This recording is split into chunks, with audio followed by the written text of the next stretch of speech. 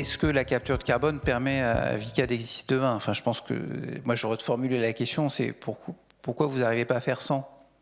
Oui, non, je pense que, on va mettre un peu d'optimisme, on vit une époque formidable, surtout pour les jeunes. C'est qu'on n'a jamais autant innové qu'aujourd'hui.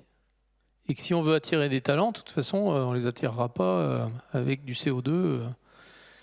Et donc, on travaille sur tous les leviers, je les ai cités, mais au bout du compte, il est illusoire. Alors, il y a des gens qui vont vous expliquer que c'est possible, mais on commence à voir le résultat. Et il y a des solutions qui ne fonctionnent pas.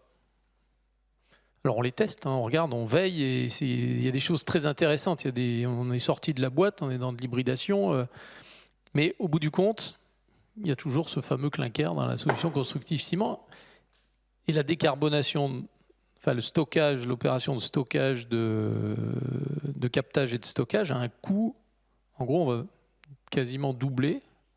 Au moins dans la phase préalable. Peut-être qu'ensuite, dans une phase de généralisation, on retombera sur des coûts plus raisonnables, mais on double le coût du produit.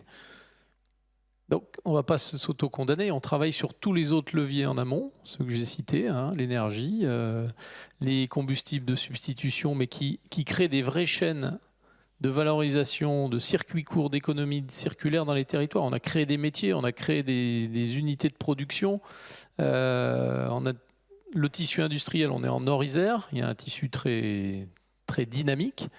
Et on travaille, on a des partenariats, on a développé beaucoup de choses pour réduire au maximum nos émissions de CO2 avec ce qu'on savait faire. Mais à la fin, il reste du CO2 qu'il faut absolument utiliser. Donc n'ayez pas en tête qu'on cherche à masquer des choses et qu'on trouve un argument pour produire plus et dégager plus de CO2.